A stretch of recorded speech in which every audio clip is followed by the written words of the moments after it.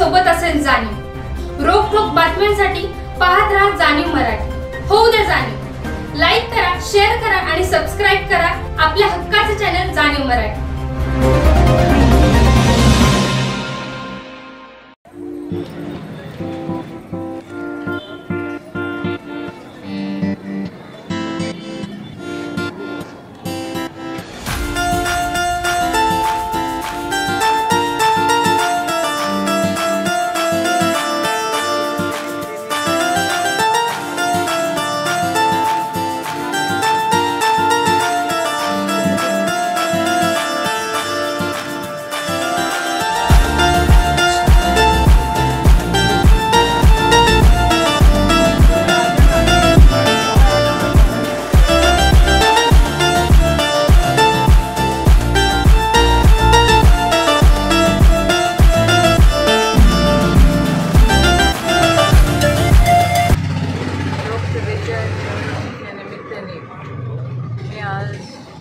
आपल्या सर्वांना या ठिकाणी भेटायला आले। तुम्ही सर्वजण आजपर्यंत उदयनराजेने साथ तुम्ही दिली, त्याचप्रमाणे पुढेही तुम्ही द्याल अशी मी अपेक्षा करते। नव्हे, माझा विश्वास आहे की तुम्ही जो पाठिंबा दिलेला आहे तो कायमचा असणार आहे। आपल्याला मोदींना तिसऱ्यांदा प्राईम मिनिस्टर झालेलं पाहायचं आहे, कारण की त्यांना एक फार मोठं विजन आहे। त्यांनी भारताला एक फार मोठ्या उंचीवर नेऊन पोचवलेलं आहे। आज सर्व देशामध्ये म्हणजे भारतात आणि बाहेरच्या देशामध्ये देखील मोदींना प्रचंड डिमांड आहे, त्यांची क्रेज आहे आणि त्यांना एक प्रकारचं वेगळा रिस्पेक्ट आहे। लोक खूप त्यांच्यावर प्रेम करतात, कारण की त्यांनी ज्या पद्धतीने कामकाज चालवलेलं आहे तर त्यांच्यासारखं नेतृत्व आपल्याला लाभलेलं आहे। हे आपलं भाग्य आणि आपलं नशीब समजायला पाहिजे, कारण त्यांच्याशिवाय पर्यायच नाही।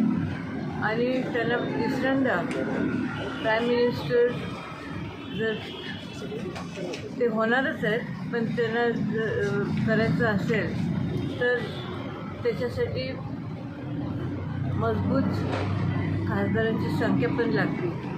आणि म्हणून आजपर्यंत उदयनराजेंना तुम्ही जसं साथ दिली तशी मोदी साहेबांना देखील साथ द्याल आणि त्यांना प्रचंड मतांनी निवडून द्याल अशी मी अपेक्षा करते।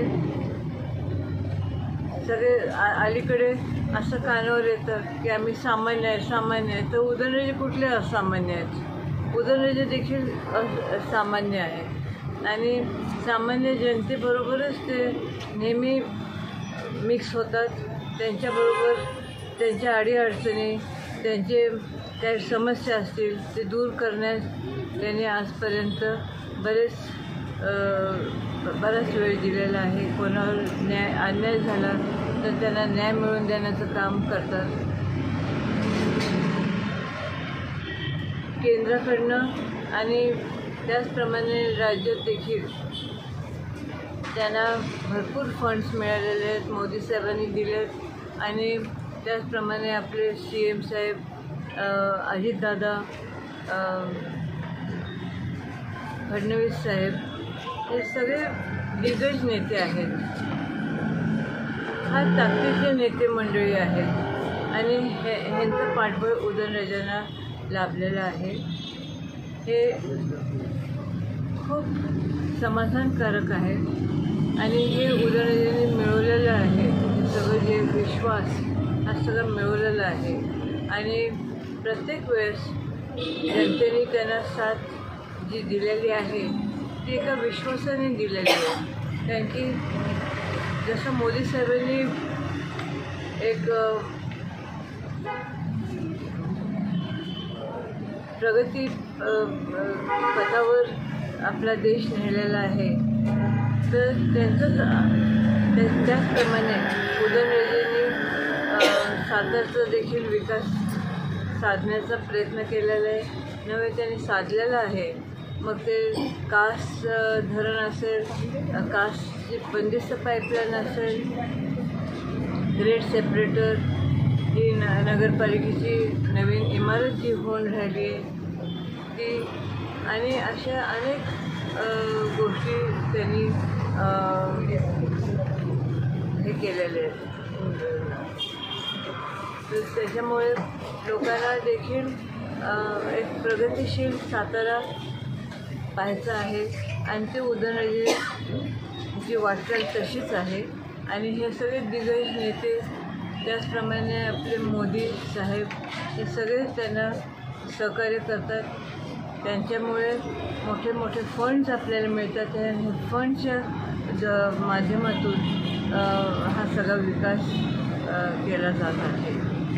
तेव्हा तुम्ही उदयनराजेंना आजपर्यंत जशी साथ दिली, त्यांना साथ, मोदींना साथ म्हणजे उदयनराजेंना साथ. तर हे सगळं हे विकासाचे हे आहे. आणि आपल्याला नक्कीच एक छान प्रगतशील भारत हा देश पाहायला मिळणार आहे. आज मोदी साहेबांनी महिलांसाठी देखील खूप योजना जाहीर केलेल्या आहेत. आणि मग ते बचत गट असतील,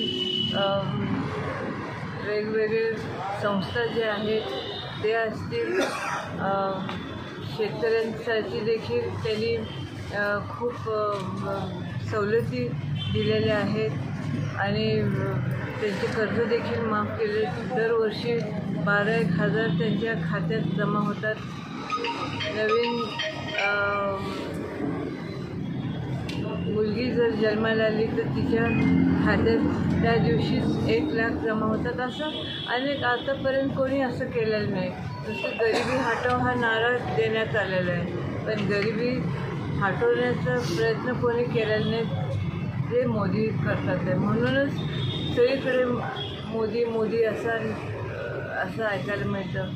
प्रचंड मोदी क्रेज सगळीकडे आपल्या भारतात आणि बाहेरच्या देशामध्ये देखील आहे. लोक खूप त्यांच्यावर प्रेम करतात. एक विश्वास त्यांनी प्राप्त केलेला आहे आणि त्या विश्वासाला देखील आपली जनता साथ देते आहे. तर हे सगळं आपल्याला प्राप्त करायचं आहे आणि मिळवायचं आहे. तेव्हा आपण सर्वजण उदयनराजेंच्या पाठीशी आतापर्यंत उभे राहिला आणि पाठबळ दिला, तसंच त्याच्या पुढे देखील प्रचंड मताधिक्याने त्यांना निवडून द्याल अशी मी अपेक्षा करते. आणि माझा विश्वास पण आहे. कमळ बटन दाबून त्यांना मतदान करा असं मी आपल्याला आव्हान करते. साहेब, आम्ही संपूर्ण खालचा रस्ता वरचा रस्ता रविवार पेठ संपूर्ण व्यापारी मित्रमंडळ हे संपूर्ण राजेंच्या पाठीशी आहोत आणि तुम्हाला खात्री देतो की गुलाल आपलाच 100%. आणि खरंच आहे त्या व्यापाऱ्यांच्या म्हणजे व्यापाऱ्यांना भेट दिली तर तिकडे फार चांगले प्रतिसाद मिळाला आणि त्यांनी आम्हाला न विचारता सांगितलं की उदयनराजेंमुळे आम्ही सेफ आहोत, कोणी आम्हाला त्रास देत नाही. 100%. तेव्हा आपल्याला एक सेफ सातारा असं जे एक हे आहे ते कायम ठेवायचं आहे.